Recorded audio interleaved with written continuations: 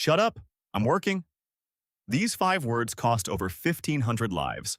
This was how Titanic's wireless operator, Jack Phillips, dismissed the final ice warning that could have saved the world's most famous ship from its doom. Titanic was hailed as a marvel of modern engineering, a floating fortress deemed virtually unsinkable. Yet, on its very first voyage, it went down in mere hours, taking the confidence of an entire era with it. While James Cameron's blockbuster made us believe a simple iceberg was the sole villain, the real tragedy was far more complex. Titanic sank due to a chain reaction of 5 fatal, forgotten mistakes. To understand how this happened, we must travel back to the early 20th century. Over 1 million immigrants were flooding into the United States every year. With no planes, the Atlantic Ocean was the only gateway. The ocean transit business was a goldmine. Steamships had cut the grueling month-long crossing down to just 1 week. The shipping line that controlled the fastest route controlled the market. Shipping giants chased the ultimate prize, the Blue Riband.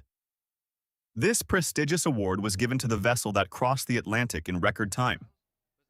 It was the ultimate advertisement, and Britain was losing it. Desperate to regain dominance, American tycoon J.P. Morgan began buying up shipping companies. To counter his monopoly, the British government funded Cunard Line to build 2 ultra-fast ships, Lusitania and Mauretania. J. Bruce Ismay, head of the White Star Line, realized they couldn't compete with Cunard's raw speed. Instead, he made a historic gamble. He would build the most massive, luxurious ships ever conceived. This vision birthed 3 sister ships, the Olympic, the Britannic, and the Titanic. The Olympic was launched first, serving as a test run. Ismay himself sailed on it, taking notes to make Titanic even more perfect. Titanic's construction cost $7.5 million, equal to roughly $200 million today. For Ismay, aesthetics were paramount. He even demanded a 4th fake smokestack be added to Titanic, solely because he believed a 4-funnel ship looked more powerful and symmetrical. Chief designer Thomas Andrews had a monumental task. The ship was a monster, 269 meters long. To command this giant, White Star Line chose Edward Smith. A 62-year-old veteran with a pristine 40-year record, Smith was the perfect embodiment of a reliable, trusted sea captain. Smith's decades of smooth sailing had bred dangerous confidence. He publicly stated he could not imagine any condition which would cause a modern ship to founder. He planned for Titanic to be his glorious final voyage before retirement. Before departure, British inspectors certified the ship as fully compliant with safety regulations. But those regulations were ancient.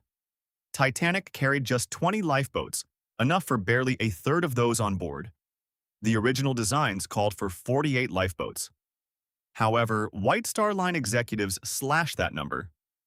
Their reasoning? Too many lifeboats would clutter the beautiful promenade deck and ruin the sea views for first-class passengers. Preparing Titanic was a chaotic rush. Most of the crew arrived just a week before departure, giving them no time to train together. Worse, a massive coal strike threatened to delay the maiden voyage entirely. To keep Titanic on schedule, White Star Line canceled voyages of other ships and literally stripped them of their coal. Titanic carried over 1,300 passengers. The guest list was a who's who of high society. However, some prominent names, including J.P. Morgan himself, canceled at the very last minute due to sudden illnesses. Despite the cancellations, the wealth on board was staggering. John Jacob Astor, the richest man in the world, walked the decks alongside Ismay and Andrews, who were there to personally monitor the ship's performance. On April 10, 1912, Titanic finally set sail. But the departure was nearly a disaster. The sheer volume of water displaced by Titanic sucked a nearby moored liner, the New York, right toward its path. Quick reflexes by Captain Smith prevented a collision by a mere meter. While some passengers laughed it off, superstitious sailors muttered that this was a terrible omen for the journey ahead. To understand life on board, we must dissect the ship. Inside, Titanic was strictly divided into 7 levels. The higher your cabin, the more fortunes had been spent on your ticket. First class was a world of French chefs, crystal chandeliers, and mahogany. For the equivalent of up to $130,000, passengers enjoyed heated pools, gyms with electric horses, and unmatched luxury. Third class, while crowded, was a massive upgrade from other ships. For the price of $1,000 modern, Swedish and Irish immigrants received private cabins, running water, and hearty, clean food. Yet, this dream had a dark side. Heavy iron gates separated the third class from the rest of the ship. This was a legal U.S. immigration requirement to prevent the spread of diseases, but it would soon prove fatal. For the first 3 days, the sea was flat as a mirror. But on April 14th, the temperature began to plummet. Titanic was entering Iceberg Alley, a region flooded with record amounts of drifting ice.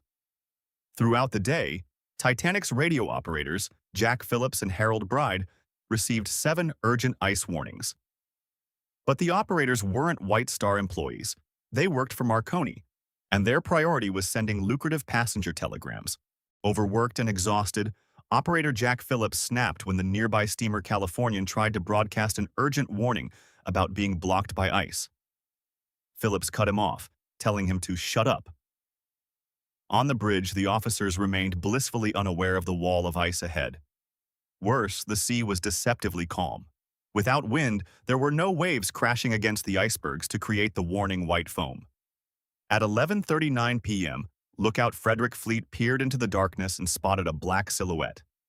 He struck the warning bell 3 times and screamed into the phone, "Iceberg, right ahead."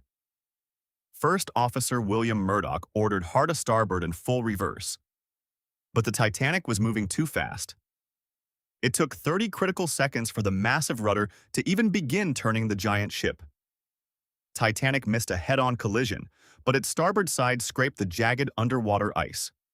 Cheap, brittle iron rivets holding the steel plates together popped like buttons, opening the hull to the freezing sea. Water flooded 5 watertight compartments. Titanic could only survive with 4 flooded. Thomas Andrews examined the damage and calmly delivered the math to Captain Smith. The ship had less than 2 hours to live. The wireless operators desperately broadcasted the old distress call, CQD, and became one of the very first ships to use the newly established SOS signal, hoping anyone nearby would hear their cry. The SS Californian was just 20 kilometers away. Its crew saw Titanic's white distress rockets, but the sleeping captain dismissed them as celebration fireworks. Their radio was off, and they did nothing. On Titanic, evacuation was pure chaos. Officers enforced women and children first. But due to lack of training, many early lifeboats were lowered half-empty, wasting hundreds of precious seats. To prevent absolute panic, the ship's band stood on deck, playing lively ragtime music. They played for hours in the freezing cold, calm and steady, knowing they would not survive the night. Deep below, the ship's engineers and coal shovelers stayed at their posts. They worked in rising water to keep the generators running, ensuring the lights stayed on so others could find their way to safety. At 2:17 a.m., the lights flickered and went out forever.